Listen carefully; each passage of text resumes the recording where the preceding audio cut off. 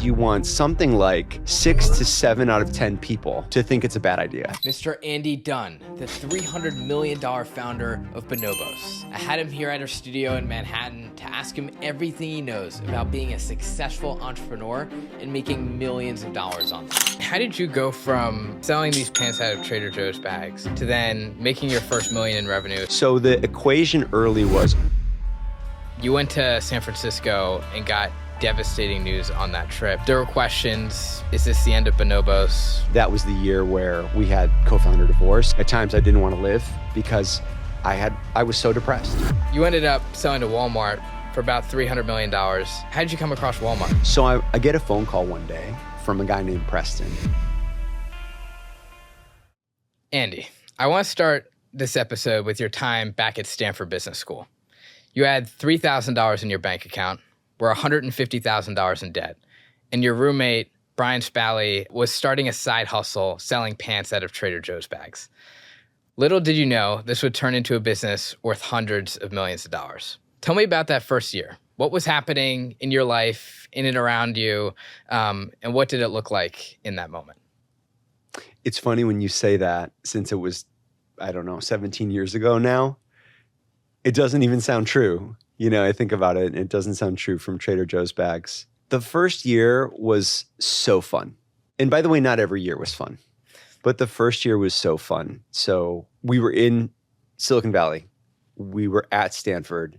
It was a time of great innovation in the consumer internet world. Smartphones just launched. Google acquired a small company called Android. Facebook had been founded a few years earlier. Instagram didn't exist yet. So it was a time of great consumer innovation, and I really wanted to work for a consumer internet company. So I interviewed at Yelp. I think I got an offer from Yelp. I interviewed at Facebook, didn't get that job. That was a track that I was on. And then Spalley started selling pants out of his trunk and out of these, grocery bags.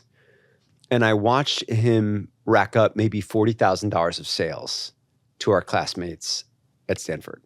And by the way, if you sell $40,000 worth of product to your friends and it's legal, there might be a business there, right? I mean, that's a lot. If you think about it, that's not people doing you a favor.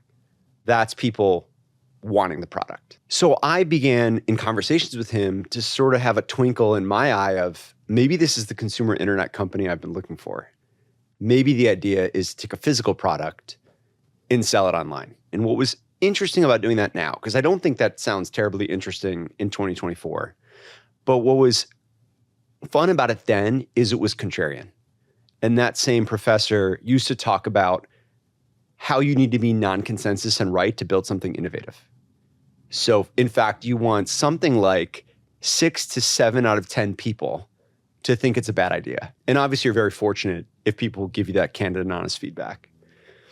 And the reason why many didn't think this was a good idea is that there was no antecedent for a brand that had been built digitally first, at least that I could find. There wasn't an example of starting on the internet. There were plenty of brands that were extending online, right? J. Crew had a website, Banana Republic had a website, but there wasn't an example of someone who said, we're going to start on the internet. You sold $40,000 and Brian sold $40,000 worth of pants out of these Trader Joe's bags, which you say is like, okay, that's pretty impossible to do or very difficult to do. Why didn't he have the conviction early on? Because he didn't start the company, right? He handed the CEO position off to you. It was a funny time because I had introduced Brian sometime, I think in our second year, to the private equity fund that I worked at prior to GSB. And I didn't want to go back to that fund. I think actually they told me, look, we'll sponsor you while you're at Stanford to return, but you're the worst private equity associate we have ever invited back after sponsoring business school, which was kind of a fun relationship that I had with the founder of that firm, which was like, he was super candid. We had a really good vibe, but if I'm honest, I wasn't that good at private equity. I think I only got to lead one deal while I was there, and I think that ended up at 0.5 times cash on cash. Like it didn't end up well. The only ones that might have done well were consumer deals where the fund didn't want to pay, the profit multiples that it would have required. So maybe I could have been good if we would have been a little bit more spendy and focused on consumer, but we didn't. I felt like I wasn't good at the job. I didn't love it. And so I was thinking, I want to build something or I want to become a consumer VC because I want to be able to fall in love with the company at the beginning of the life cycle rather than buy it down the road. And Spaley was more thinking about going back into finance. So we had very similar convergent backgrounds, which I think plays into the story of some of the challenges downstream. He also had his first job in strategy consulting at Bain. He also was there for a couple of years. He also then went to a private equity fund. He also then went to Stanford. We were roommates. So we had very convergent backgrounds. And I think the difference between us was he was open-minded and curious about going back into finance. He did a summer internship, I think a T. Rowe Price. And then he met the partners at the fund that I worked for. It's a fund called WindPoint. And he got an amazing offer. I think he got an offer to be a vice president or a principal. At some point, he took that offer. And then the pants thing became kind of a side hustle that started to work. And so I think it was loyalty and obligation and duty that he felt to honor that job that he accepted. And I guess in his telling of it, I don't know if it's still true. You know, I see him once in a while now. He felt like, I trust Andy to take this and run with it. And we agreed that if it got to call it 1 million in revenue run rate or 2 million revenue run rate, perhaps he would come back. And in the meanwhile, he would participate and help as much as he could. He would fly to New York on a Friday and work all weekend with me. And so that was this interesting moment where he passed the baton to me, or the torch. And the idea was, you now carry this. I trust you. And if it starts to cook a little bit, then I'll come join you. And that actually is, in fact, exactly what happened. So you flew to New York to start selling these pants in the city, but you didn't have enough money of your own to actually start it. Where did you get that initial funding from?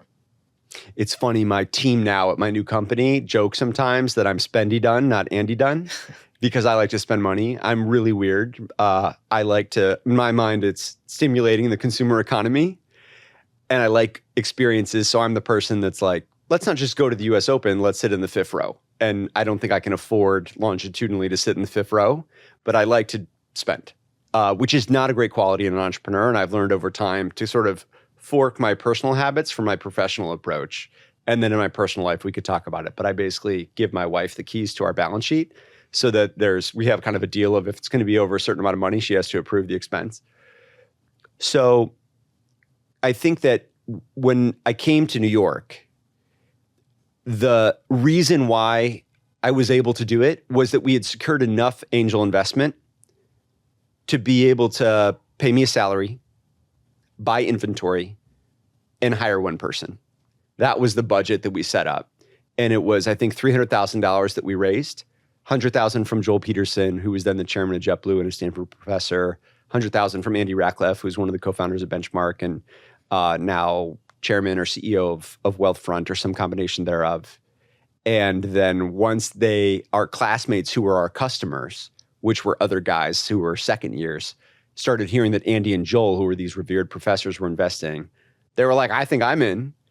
And so the first maybe 100K came from Spaley, who was a much more frugal person than me and had saved a lot of money when he was at Bain and in private equity, and who had been better at private equity and therefore had made more money in the process.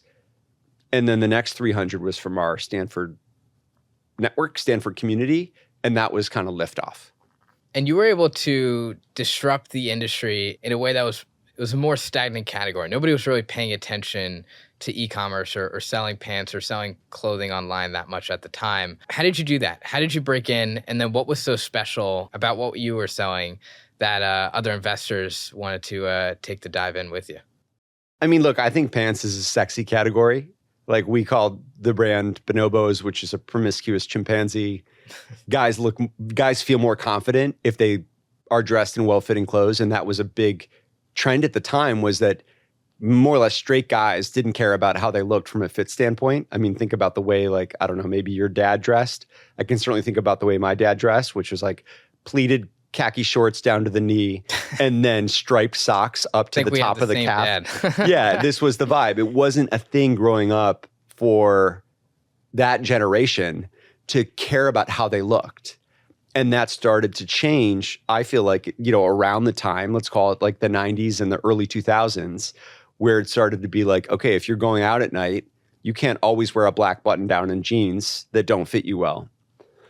So in a way, I think it's a sexy category, right? But I think it's been viewed historically as an unsexy category. I mean, how much innovation did we have in men's pants? Maybe none since the toga, right? At some point we cut over from, stuff that the toga converted at some point to pants. And really the first innovation was Levi's, right? It was the innovation of denim. And what happened in the 90s and early 2000s was you had new innovation in denim from the Levi's era, which basically was about stretch. It was stretch going into the product that was for people that could afford it. The premium denim movement, which was 7 for All Mankind, Rockin' Republic, AG, all of a sudden you had guys in a certain demographic spending over $100 for a pair of pants. And I remember my dad saying, "Are you out of your mind? Like you're going to spend over $100 on my first pair of 7 for All Mankind jeans?" Maybe that was high school or college. And so Brian had noticed that had happened in denim and wondered why it hadn't happened in wool pants and tailored pants and chinos and khaki pants. And that was part of the innovation of Bonobos, was bringing stretch into those categories. Now you can get stretch chinos from anyone. Like the whole world of chinos is stretch chinos, but that was early. And we could talk, if you want, about the other innovations in the pants, like a curved waistband, peek through print patterns in the back pockets. There was a host of things that went into focusing on something that no one else was focused on. And how did you go from, I guess, selling these pants out of Trader Joe's bags to then making your first $1 million in revenue, especially online? Like what were the steps there and maybe the frameworks that you guys built out to make that happen? So the equation early was our own direct selling and then organic PR. I can still remember to this day, one of the most exciting days of my professional life anyway, was somebody somehow heard about Bonobos. We were selling literally just to friends and friends of friends and friends of friends of friends. And there was there was a men's blog called Urban Daddy. I don't know if it's around anymore. And Urban Daddy dropped an article. Title, I think, was Monkey Business. It's probably somewhere on the internet still. And it was coverage about Bonobos. And I remember our website crashed. I was at the Heartland Cafe on Union Square. I was sitting with our accounting firm trying to figure out how we account for the early revenue and the early costs, which were all sitting in a spreadsheet. And Dane Hucklebridge called me. Dane was our first employee. He was a Princeton-educated novelist. He wrote our blog. He doesn't have much interest in capitalism. And he calls me and he's like, "Andy, we're getting a couple orders an hour. Should I shut the site down?" Because he was worried about his ability to do the fulfillment, because he was doing the pick, pack, and ship, which he would do laying out pants and USPS envelopes on my bed. Once the workday started, that's where the pick, pack, and ship happened, because our inventory was in my bedroom, 400 pairs of pants on the walls of my bedroom. And I'm so bummed. I don't think there's a photo of this. And so that was the beginning of realizing, wait, the way you move the needle to get beyond your personal network is PR. And so I called up a friend who was the wife of one of our business school classmates. She had a PR firm. Her monthly retainer was $3,000. I felt like we couldn't afford $36,000 run rate on $300,000 fundraise. So I asked her if she'd do it for equity and $1,500 a month. She was like, "Andy, $1,500 a month is really not enough, but I'll try it." And then she just made it rain. We were in the New York Times. We were on TV in the back of taxis. We were in all these places we didn't deserve to be yet. We were on the Today Show. And that was the beginning of realizing that a lot of the way fashion works is through PR.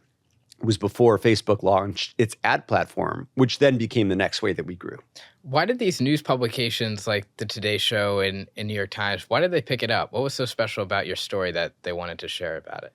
I'm a big fan of the book Made to Stick by Chip and Dan Heath. I think it's been a while. Maybe it came out 15 or 20 years ago. And it talks about like the ingredients in making something sticky and conversational. One thing is a name that is memorable and maybe even controversial.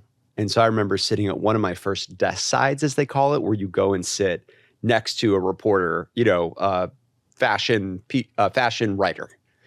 And I don't remember which one it was. I think it was the men's one that was kind of like the men's WWD, the Women's Wear Daily. I don't think it exists anymore. And I'm sitting at a desk, like in a chair, right next to the person that would write the story. And I'm showing him samples of the product. It's so funny, like just showing samples. He or she said, why did you name your brand after a monkey that likes to have sex? And there was a little bit of condescension in the tone, like you're kind of a frat bro, which I think was more or less empirically 100% correct, certainly at that stage of my life. And I just said, I didn't know what to say. And I said, it's actually an ape, not a monkey. And then we talked about primatology. But the first thing is a memorable name with a story. And what we talked about, and Brian picked the name, of course, his brand out the gates, that it was the Make Love Not War ape. And there's so much cool stuff about bonobos, one of which is they have a matriarchal society, and therefore they have no violent conflict, whereas chimpanzees have a patriarchal society, and they kill each other the way that Homo sapiens kill each other.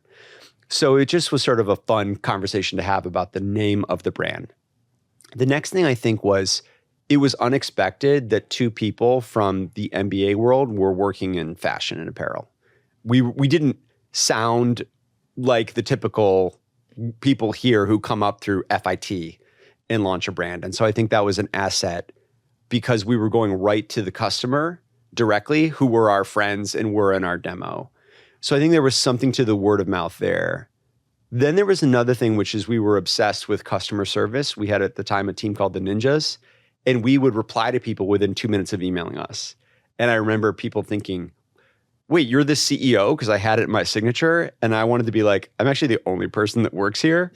But we paid a lot of attention to the early service to create the word of mouth. I can remember we made a pair of pants with alpaca fabric, way too much of it, 100% alpaca. This guy calls me, his name was Matt, and goes, Andy, it's raining, I'm on a date, and I smell like a llama. And it turns out that, in fact, if you make something with 100% alpaca, you'll smell like a llama. And I was like, where are you? And he said, I'm by Irving Park. And I said, I'll be there in 5 minutes. And I grabbed a pair of pants from my shelf, and I came with a bag. At this point, I think we had something better than Trader Joe's. And I was like, here you go. And then he went in the bathroom and he changed and gave me back the llama smelling pants and went on with his date. So I think if you really treat customer service as important as the product, that's buzzy. And then I think the last thing is where we started, which is it was just super weird that it was a digital first brand. I can remember when we met people in the fashion industry in New York, they would hear about Bonobos and they would say, where do you sell? And I would say, well, we don't actually sell anywhere, in the physical world. And I would get scoffed at. Like, your brand is nothing. You have no distribution. And I would say, well, we're focused on selling on the internet. And that just wasn't a thing at that time. And so it was sort of a host of memorable things together. And Made to Stick talks about this, which is you need 4 or 5 or 6 like touch points or hooks on why something is different. And then it becomes something storytelling worthy. And that means one person will tell another person, which is sort of the definition of virality in consumer. Yeah, I just did an interview with this guy named Anthony Pompliano. So he's made a ton of money generally through crypto. He was on Lex Fridman's show. I think he's worth around $100 million. He operates a bunch of businesses at his office in Midtown. And I asked him, why do most founders fail? Why do they not make it? He's like, there's 2 reasons. One, of course, which was the biggest one, is that their pace of execution is just slow. So he credits Sriram from A16Z about this, is they generally have a low clock speed.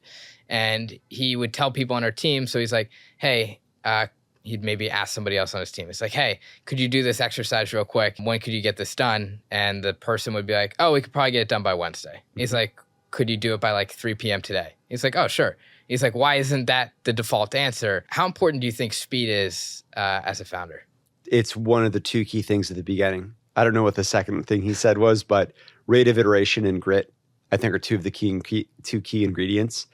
I think there are personality traits that are important: magnetism, tenacity, authenticity, the ability to evolve.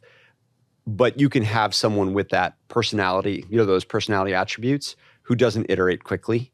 Tenacity and grit are a little redundant. And it's actually one of the reasons why we moved from building Pi, my new company, as a remote company, to in person, because I'm not high conviction, at least for me, that you can iterate quickly enough through digital relationships. I think the ability to accelerate conversations with actual whiteboards, not digital whiteboards, and feedback and socializing and informal conversations speeds you up. And I think that's so critical. So I'm 100%, with Sriram, and with the guy who's on, who you mentioned. And I think, candidly, we were wandering the desert with my new company Pi for 4 years because the rate of iteration was too slow. And now we're cooking and we're growing. And I think those things are correlated. As you were building out Bonobos, what were some of the things that you were trying and experimenting with? You mentioned you probably spent a lot of money trying to build out the platform, and I'm sure there are things that didn't work. What were some of the things that didn't work early on in the business? One of them was having the delusion that Bonobos was a tech company, not a pants company.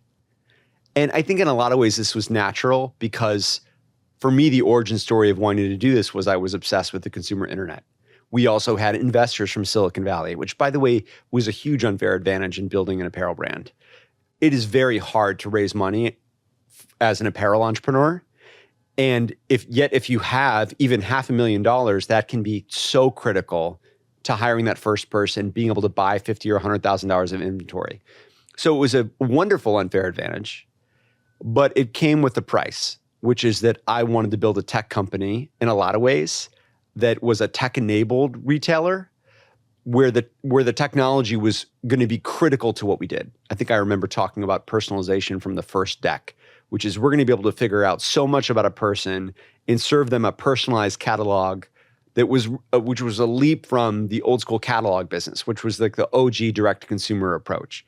And I had worked at Land's End my second year at Bain, so I understood the direct-to-consumer catalog business. And I remember looking at the top 25 service companies of any kind and seeing Land's End and LL Bean as the only two apparel brands on the list. And I thought, what do these two brands have in common? And it occurred to me, which was they didn't have physical distribution. They had a direct relationship to the customer. And this one particular winter, cold winter in Dodgeville, Wisconsin, I'm a Bears fan, in Packer territory, I learned so much because I was at Land's End every day. It was after Sears acquired Land's End. And I remember one day walking into their customer service center, because back there was call center, and seeing all these notes on the wall, thank you notes. And one said something like, "Dear Elizabeth, thank you so much for waking me up the morning of my wedding. My bridesmaids wanted to sleep in. My mom was a mess. You're the best." And I remember thinking, this is wild.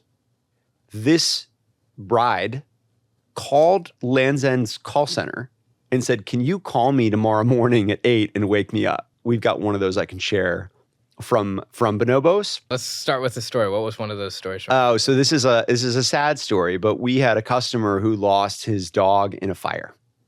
And the fire burned down, whatever, the apartment, lost his dog and lost his wardrobe, and wrote in and basically said, "I lost all my clothes and I can't, I'm in a tough spot." And so, of course, we sent him clothes. We had a view that you've got to push down in a customer service environment the autonomy and the ability to do stuff all the way down to what we called the ninja at the time, and not need a manager, let alone bubbling up anyone to approve it. And so it was normal that we would send someone a 6-pack of beer or a book or give away a free pair of pants. And we had the data to back up why one should do this. I think the average Bonobos customer lifetime value for our best customers was $2,000. So what's, a couple free pairs of pants at cost? Not a big deal. But with this particular case, it wasn't just about the product. It was this, tragic loss of a pet. And so the ninja, who was brilliant, said, "Oh, why don't you send us a picture of your dog just so we can, have a moment reflecting?" And they had a reason for that, which is they wanted to commission a painting. And so they commissioned a painting from a friend of a ninja. Maybe it was, I don't know what was paid. And they sent this painting of the dog to the customer. And it was really memorable talking about that. And I remember sharing the story with the company. And that was a moment that went viral within our company. We didn't advertise it publicly because we didn't want to trade. This is not about returning a tire. This is about the loss of a dog. So I don't think we ever traded on it externally. I guess I'm doing that now. But that was important to us to really think about being different in terms of the customer intimacy and the way that we interacted in a way that would be memorable. This is definitely not the same thing, but I'm sure you saw what happened with Stanley when that girl's car caught on fire, and she filmed a TikTok, and her Stanley Cup was still fully intact after the I whole actually car. didn't see Oh, the you didn't story. see it? Okay. No. So But I love Stanley Cups. Yeah, so the car completely burst into flames. Literally everything was burned and melted. Wow. But the Stanley Cup was completely intact. Wow. So she films a video of it, goes viral on TikTok. But that's not even the part that goes viral. The president, I believe, of Stanley responded with a video that said, "Hey, so sorry this happened to you. We're going to buy you a car to replace it." Yeah. And gave her a new car. It's like, glad your Stanley Cup is okay. And then also sent her a bunch of Stanley Cups. And amazing. I think that's where I'm sure there probably was some marketing like behind it, but it was more that they were authentic. And I think that's where it's really important for founders to be authentic, but also know that their customers are not just numbers on a spreadsheet, but they're also like real people. Real humans. And to jump trajectories here a little bit, when Brian returned to the company in 2008, you guys soon started to think about, okay, what's the next category that you're going to go after pants? Brian wanted to do swimsuits. You had a different vision for the company and started to get depressed because of this. You get a call from your investor that someone in the company overheard both of you fighting a lot in front of your team. What was going on there? How did you navigate that? Poorly. I was approaching things without confrontation. And so he would say something that I perceived as whatever, offensive or mean or that I disagreed with. And rather than like taking that to him, I would do what John Gottman calls one of the 4 horsemen of the apocalypse, which is stonewalling, right? You say something, I'm hurt or upset, and then I just kind of go away and get upset and get more and more upset and tell myself stories about the other person until what do? At some point, it boils over. I did, like explode with all these feelings because they haven't been metabolized when they were at a lower level. And I think more so than anything that we were having conflict over, which we could get into, what categories to go into, how to hire, all these things around, I talked to you about like frugality versus spendiness. More so than all of that, like the metaphysical thing happening or the undergirding thing happening was I was unable to be candid and he was very able to be candid.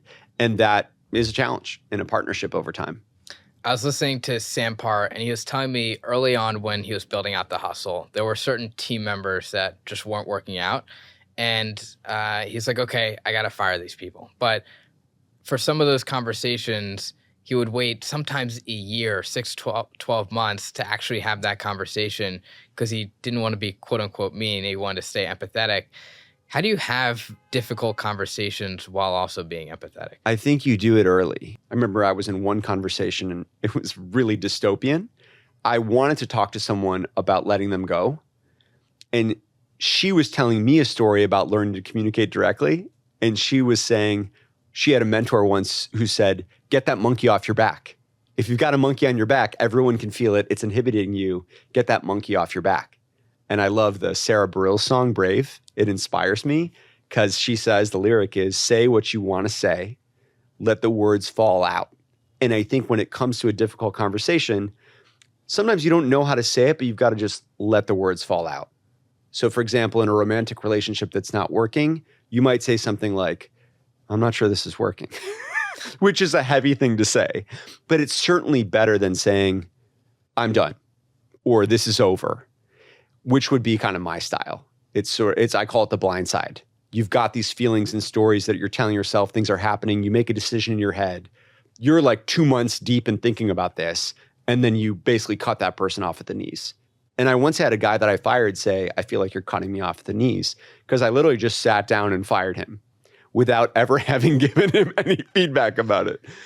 So I've learned, do it when you're a 2 or a 3 out of 10 of emotions about it, because if you wait to 7 or 8 or 9 out of 10, when the words fall out, they won't be productive. How did you have that conversation with Spaley? Terrible. I got to a place where, I had an honest exchange with him in a very passive aggressive way, which was over email, when he was on a production trip in China. So he was on the other side of the planet for me to work up the courage. And I sent him an email saying, hey, I've been thinking about our partnership. Maybe we should split it between CEO and chairman. I'm willing to take either side of the trade. So what is that? That's like being blindsided by an email when you're on the other side of the planet. Because basically what I was saying was, I don't want to do this together with you anymore. And one of us needs to leave. That was the first element that was problematic with it. The second was I was being disingenuous because I wanted to be the CEO.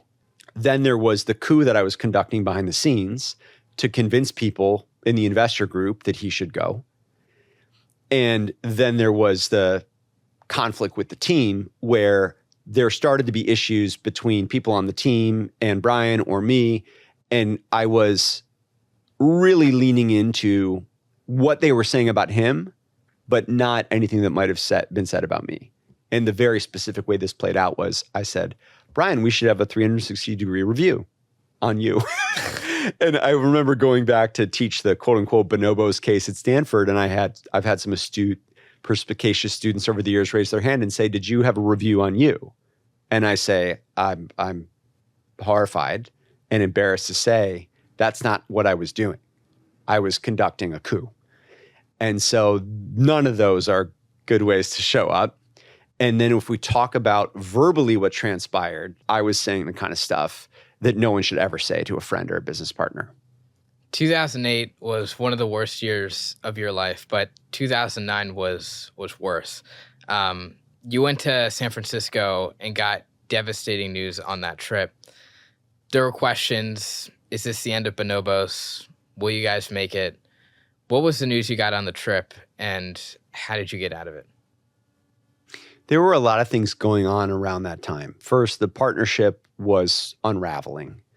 And that was the year where we had co-founder divorce. And I would say the co-founder divorce, what preceded it, which was a lot of, for the first time in my life, catatonic depression, where I didn't want to go to work.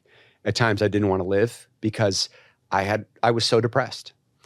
And I remember I finally went and got a therapist, which is something growing up in the Midwest and in my family system that no one does. Still no one in my family gets therapy, even after I wrote a book about it. It's like, am I the only person in this family that actually takes care of their mental health? Like, did we learn anything from this? Both nuclear family and extended family, it drives me bananas. So I finally went to see one. And this woman said to me after a few visits, Andy, are you in touch with anger? And I said, what's anger? I've seen people get angry. And she's like, what about your anger? And I was like, my anger. And then it was, I'm so angry with where our partnership was. And she said, anger can, if it's sublimated, can turn into depression.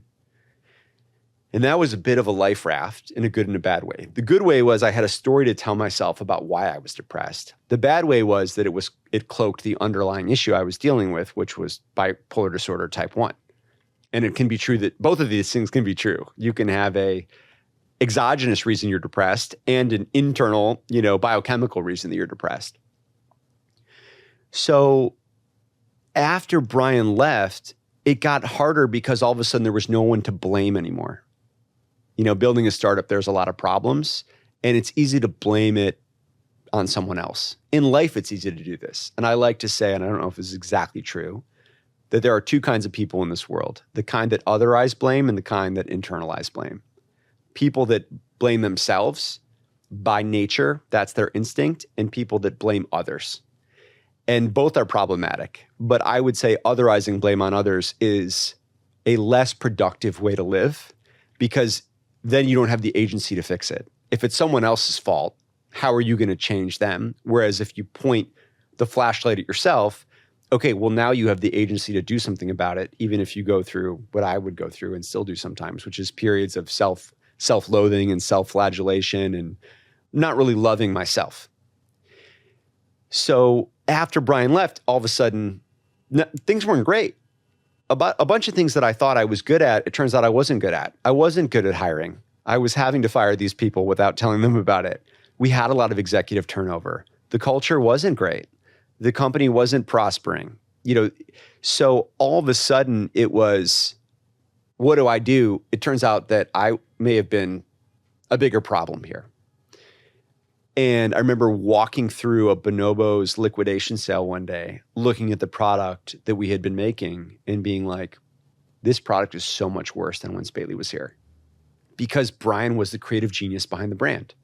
So not only in retrospect did I kick out a person who was actually candid while I wasn't, I kicked out the person who was the creative genius and the product genius behind the company because it was a tech company, and it turns out it was a pants company. So if life was a Monte Carlo simulation, I would love to run 100 simulations and have Brian take the company in 50 and take the company in 50 myself and see what actually would happen. And I suspect that it would have been very different in a very positive way. Would it have been a quote unquote better outcome? I don't know. But I think he would have done it differently. And the proof is in the pudding because he went and built a new company called Trunk Club and did a fantastic job. And I hate to say I'm competitive in this way, but I am. He sold that company for $300 million in half the time with maybe less than 10% or 15% of the paid-in capital. So when that happened, that was the real wake-up call for me, and it took a while. That, wait, maybe in my whole life, I've been the problem and have been blaming other people. 2009 was the beginning of it being just me and starting to go through that self-loathing and self-doubt. It was the real, it was the first year that I was starting to acknowledge I was very depressed. And then the company was running out of money again and again, because back to Spendy Dunn, I was spending a lot of our capital and it wasn't translating into the kind of not just growth, but more, let's call it less unprofitable growth that we needed. And so again and again, we were going out to the market with 6 weeks of runway, trying to get more capital without doing a down round. And, as you know, that's wildly challenging. How do you get out of that dark place? At the time, one of the ways I got out of it was alcohol, which is not awesome. So what would happen is I would go through these hypomanic periods, which is one of the phases of bipolar.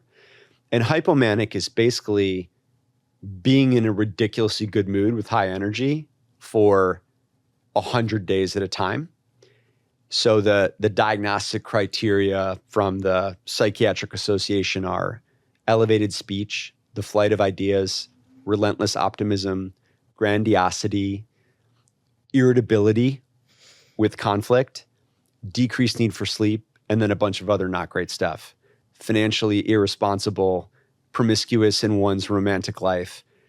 It's not awesome to be hypomanic at that level for that long.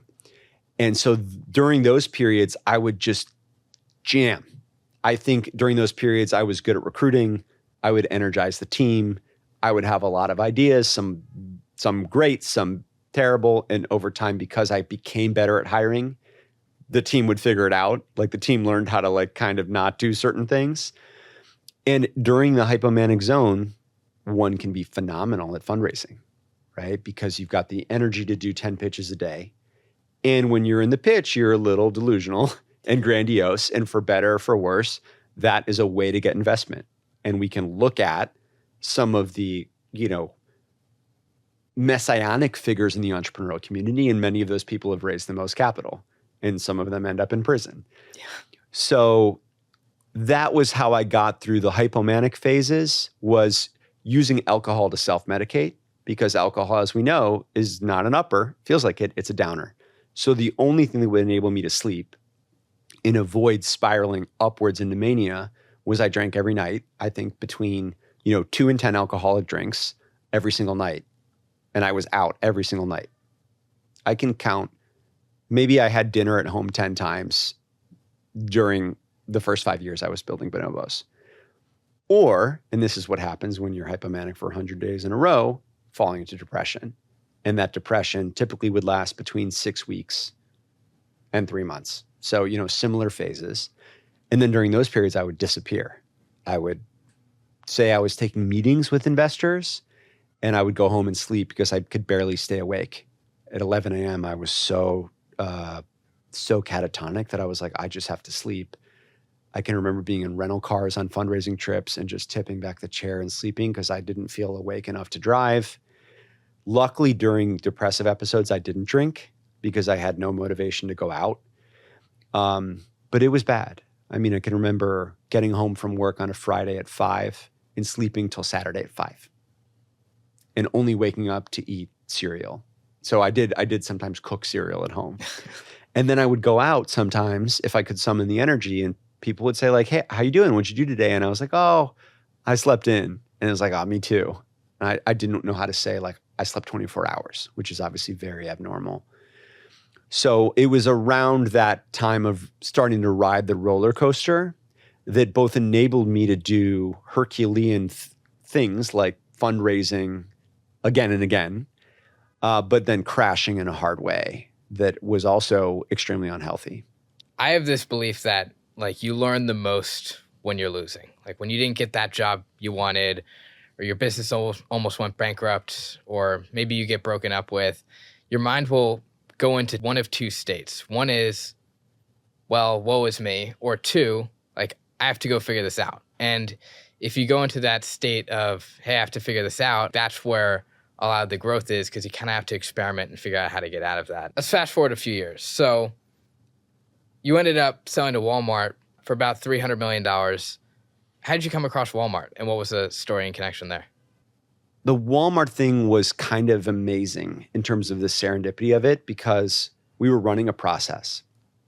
I did 75 pitches, something like that. We got one term sheet out of 75 pitches. We converted that one term sheet into a second term sheet.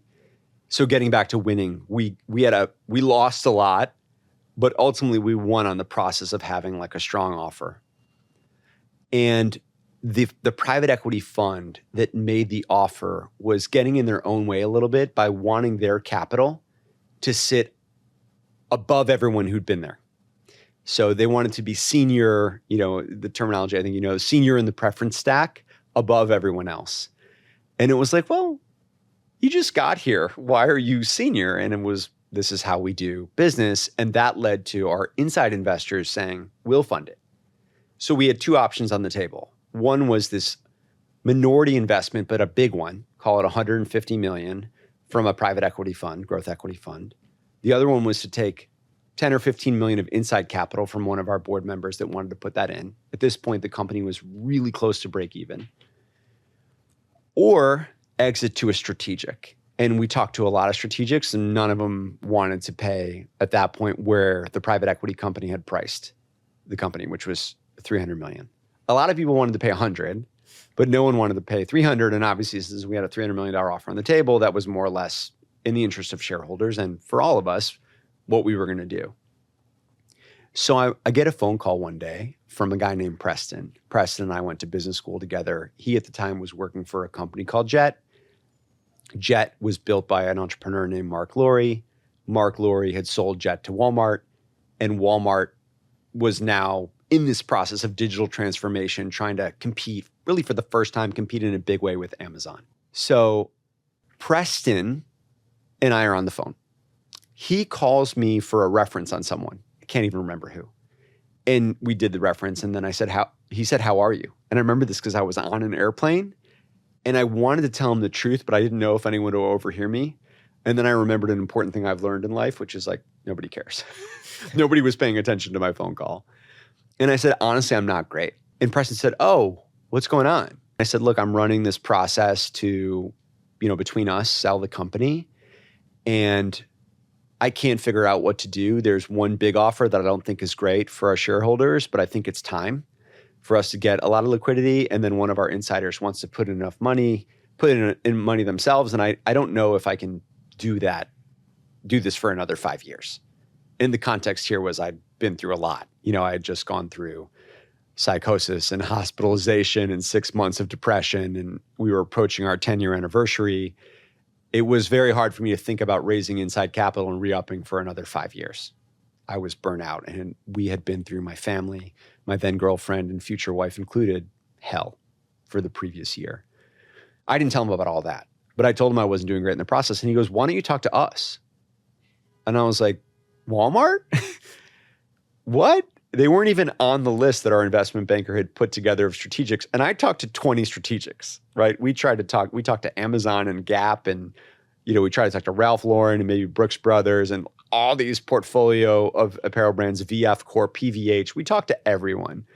Walmart wasn't on the list, which is sort of interesting because it's the largest apparel retailer in the country. And maybe Macy's is now, but maybe not. It's big.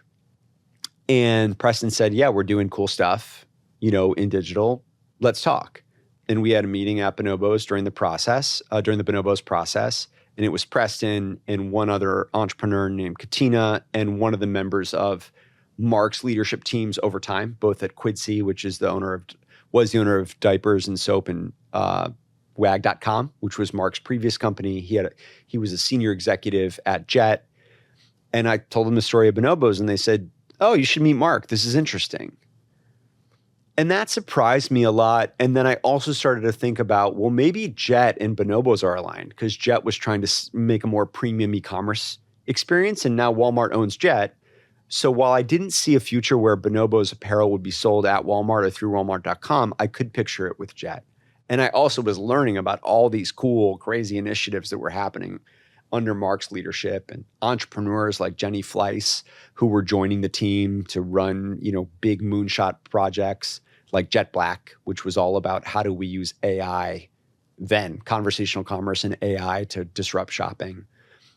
Super cool stuff. So they said, "You got to meet Mark." So I said, "Okay, let's meet Mark." I knew Mark. I loved Mark Laurie. I'd only met with him twice in the previous decade, and both times I loved it. I learned so much. So I was like, I'd love to see Mark. So then our process is dragging on, and the meeting with Mark is scheduled for like 3 weeks later. I'm like, this isn't the best M&A courtship ever. Like 3 weeks, I'm trying to figure out what we're going to do. So I had to wait. And then the day of the meeting, I was like, I don't want to go. I just want to do this growth equity deal. I got comfortable with it. I spent a lot of the time with the partners of that fund. I really came to like them, and I started to picture myself working for them. And I thought, you know what? Let's re-up. I got my brain around what we had to do, which is something that over time in life I've learned to do, which is, if life is handing you something, learn to wrap your brain around an optimistic narrative about it. So I said to my assistant that day, I was like, I don't think I want to go. Are there other important things going on today where I can kind of justify canceling? And she was like, no, you got like 6 hours free in the middle of the day, which never happened. This was sort of a 600 person company. We'd raised over 100 million of capital. There was always a back-to-back calendar. So I went over to Hoboken to Mark's office, and I walk in and he's wearing, I can remember it, a green check Vineyard Vines shirt. And I was like, really, Mark? We're going to talk about Bonobos and, Jet and Walmart, and you're wearing one of our biggest competitors' shirts? I was like, I didn't walk in here in an Amazon t-shirt. And we laughed, right? Because we had that basis of friendship. Even though we hadn't seen each other a lot, there was an affinity there. And then I said to him, I think what you just did is sold a company for $3 billion 16 months after launching it to maybe one of the only two acquirers in the world that could afford it. And he was really humble about it. And he was like, yeah, we got, this has been really good. So the headline there is I admired him so much.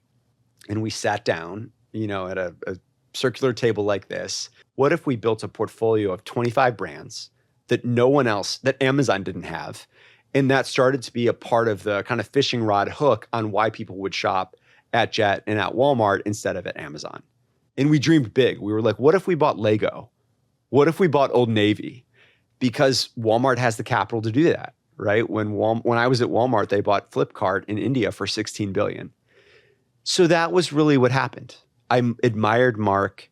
We mind melded on the strategy. He got there on matching the price of the private equity deal. And then the final step, he's like, you got to meet Doug. And I was like, who's Doug? He's like, Doug is the CEO. Let's get dinner. And so we sat down at a restaurant in Soho one night as a trio, and I met Doug. And I tried to grill Doug on all the things that I thought my millennial employees from Brooklyn would want to know if it was announced that we got acquired by Walmart. Hey, what's going on with your policy in guns? What about wages? What about not being unionized? What about destroying Main Street? All these kind of negative brand associations I had with Walmart as a New York City elitist, basically.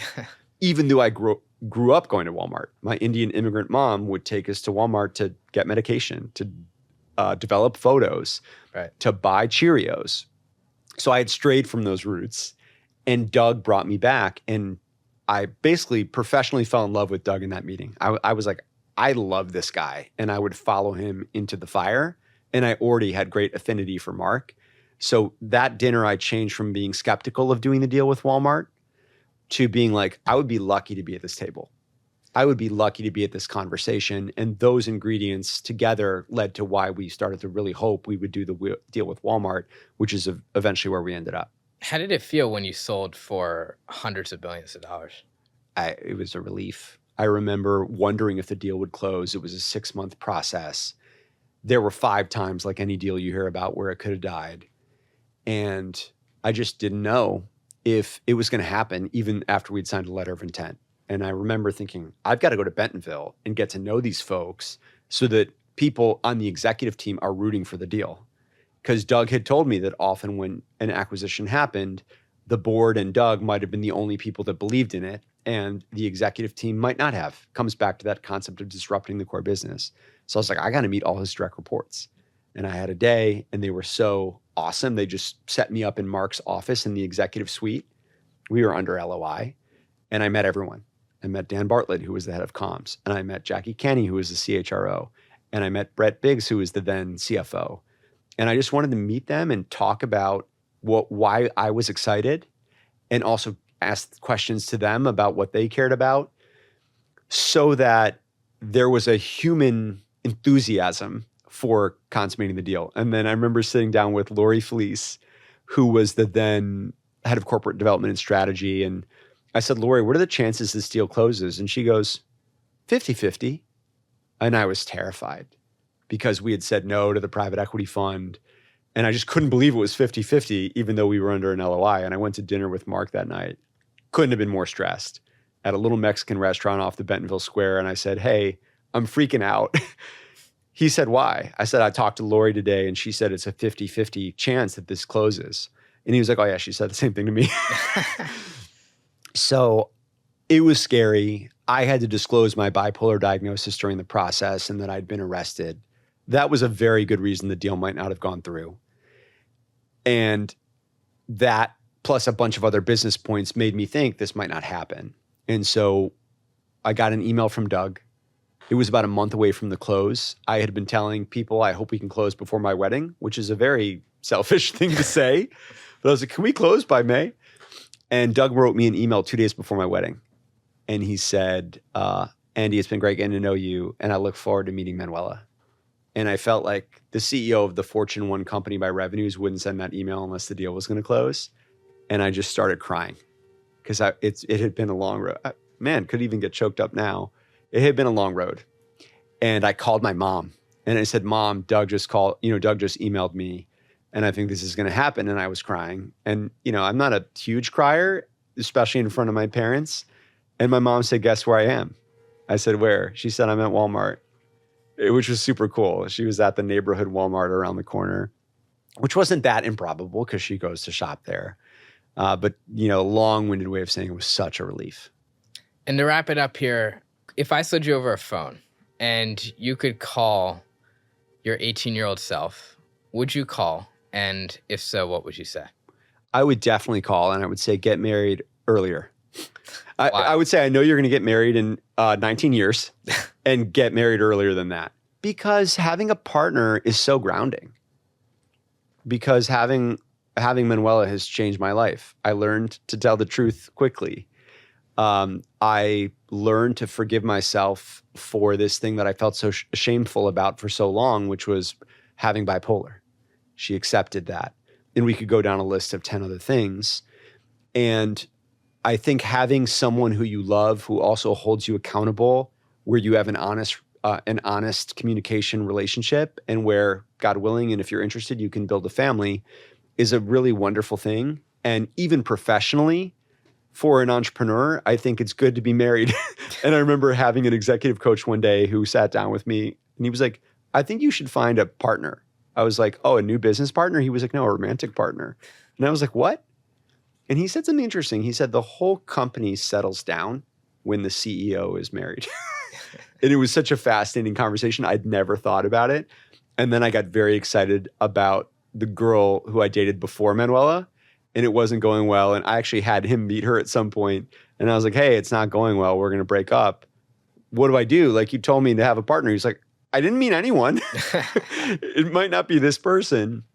And so I just wish, I wish that I had had that insight earlier in my life. And, it just would have been, I don't know, it sounds selfish to say, it just would have been helpful to my journey to be partnered up earlier.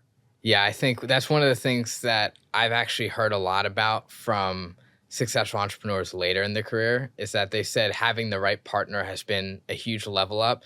Like I heard this from Ankur Jain, who founded Built Rewards. They're now like a multi-billion-dollar company.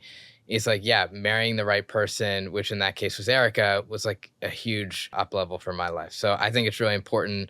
And I think that's a great way to end it. So first off, thanks, Andy, for taking the time to join the show. We'll have a link to Andy's latest business, Pie, in the episode description down below. Go check it out. And thanks for joining. Thank you so much. This has been awesome. Awesome.